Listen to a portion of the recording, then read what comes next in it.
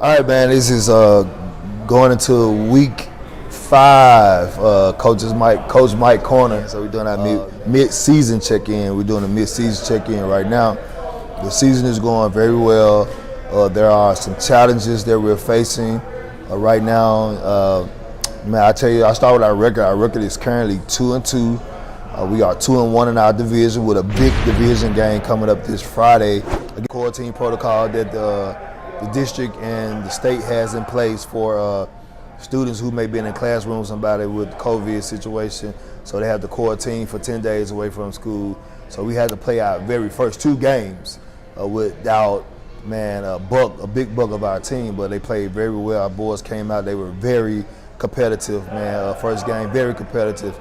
Middle College scored 32 of their points in the first half, man, and they didn't score 8 touchdowns in the second half. We played Maz. That score was, I believe, 42-12.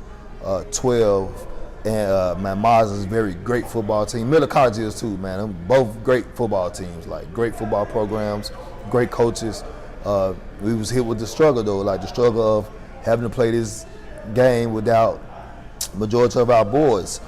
Game 3, man, I knew that all of our boys be back, and it was a beautiful struggle, man, to watch our boys play. Man, we were beating Hillcrest, another Green Dot school. We were beating them, man, 24-0, like third quarter. And in the third quarter, after a big hit, one of our players made, man, against one of their players, man, that player or his teammate, one of them ended up in our defensive huddle. And man, schools like this, you know, are very passionate, very competitive, man, and the things got heated. So while the player was in our huddle, the ref wasn't adamant about trying to get the player out of our huddle. Man, they got into a tussle, and that turned into a big brawl, man, for lack of better words. Man, it was at Oakhaven Stadium, but it wasn't our home game. We allowed Hillcrest to use our stadium as the home stadium because they couldn't use their original home stadium due to the fact that it was a rescheduled game. They had to reschedule due to COVID. So we rescheduled on a Tuesday night, and we allowed them to use our stadium. And they definitely were the home team. So, man, people from that side of the stadium was jumping the fence. A couple fans, all right, brother, a couple fans. Man, it wasn't the best situation. It lasted about 40 seconds though. It wasn't the best situation, man. And our boys reacted. Can't say that they were right. They definitely wasn't right. Man, and I teach our boys all the time, like, yo, in the face of adversity, you still gotta make those smart decisions. And I totally get, this player is inside your huddle, doing a football game, not a practice, not a scrimmage, but doing the football game. Their player is inside our huddle, so you couldn't expect nothing but, man, not the great things to turn out. So that's what happened. We still got the win. 24-0. We had a couple players to run off the bench, man, during the scuffle, and it wasn't a good look, man, for neither program. It wasn't a good look for neither program. We definitely started immediate action because we knew that, we don't know what was coming down the pipeline because of that happening, right? We didn't know, so now we're here, and man, we definitely. I know we're in a crunch. We're in a crunch. So a couple where the administration suspended the whole football team out of school for man, unsportsmanlike conduct outside of school hours. That was a great move on our administration to teach our boys, man, no matter what happens, you got to man, still hold your class, man. You still got to be show good sportsmanship. Still got to, man, not respond in a typical way that you would usually respond. So when a fight break out, man, the typical way that our boys are used to is fighting back. And they thought that, they was protecting their teammate, but they definitely, their reactions to the situation helped, man, harm the program put the program in a hole. Man, again, we got the win, but it definitely wasn't the greatest turnout, man. So a week later, the next day we received, our sanctions from TWSAA when they suspended the players that the refs got the numbers that got off the bench. They said that we cleared the bench. I looked at the video over and over again, man. We had 2 players still on the bench, and we only had 15, 16 players playing that day, so it wasn't very hard to clear the bench. However, but the players that ran off the bench definitely received, man, some consequences for their actions, man. So we spent the whole week, man, trying to figure out like how we can just prevent something like this happening again. I mean, I would say that it's very disappointing to be in this position, but we're here. We took measures, and we gave a great action plan. We decided to do a 3-day conflict resolution seminar, capping it off with a 3-day, capping it off with a 1-day conflict resolution day, partnering with Wolf River Conservancy, man, organization, and that was an amazing day. So that Monday of that week, next week, we had a full conflict resolution session with Choose Life Incorporation. They focus on behavior and attitudes. They focus on decision making. So that was a great meeting, great session that we had. It was via Zoom because all our boys again were suspended from school. Then on Wednesday, we met with all the parents and players as a part 2 of our conflict resolution, and to just discuss the happenings, the consequences, where we are as a community, where we are as a school, where we are as a football program.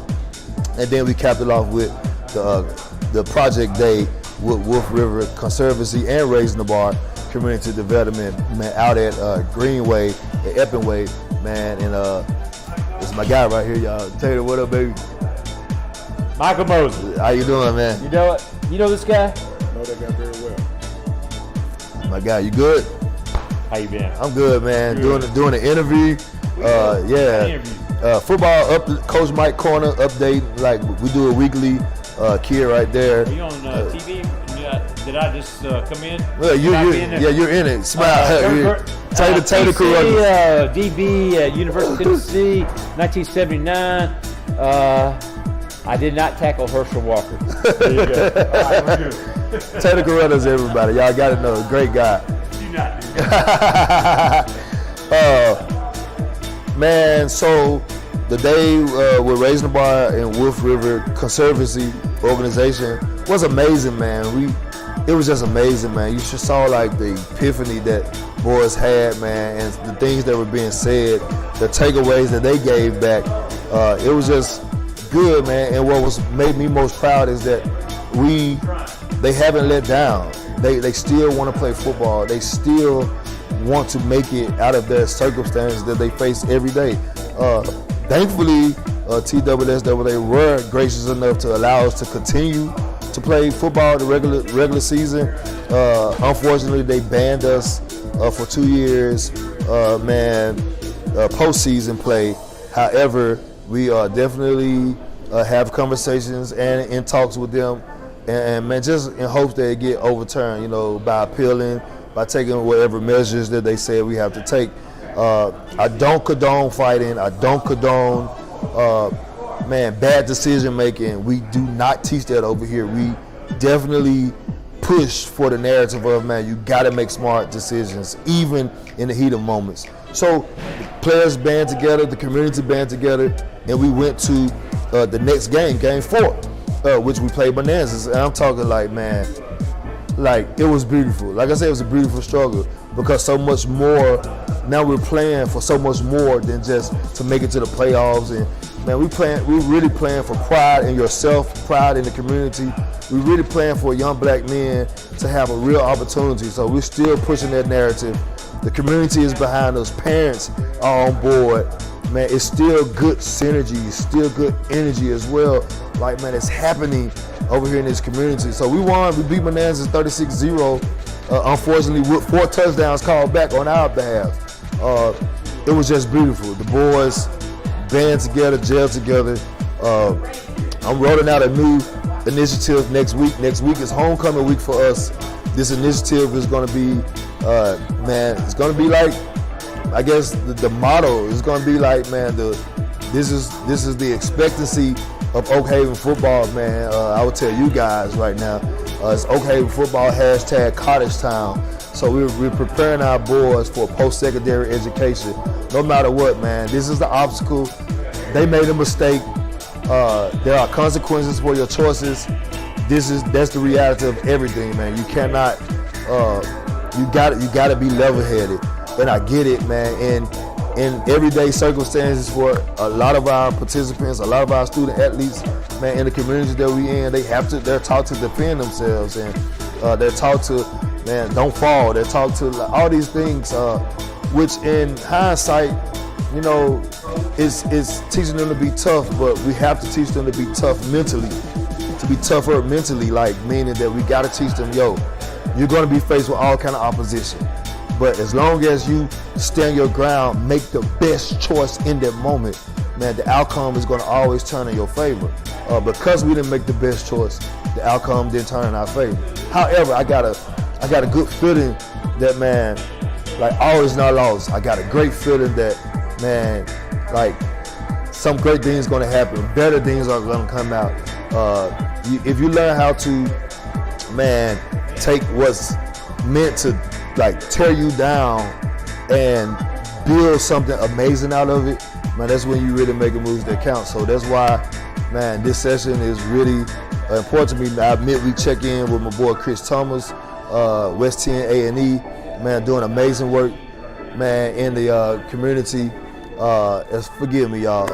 West 10 A&M doing amazing work in the community, supporting all the initiatives that Coach Mike raising the bar, man, NFL flag that we all have in place for the city of Memphis and especially for our boys in the Oakhaven community. So hear me out, y'all. All is not lost.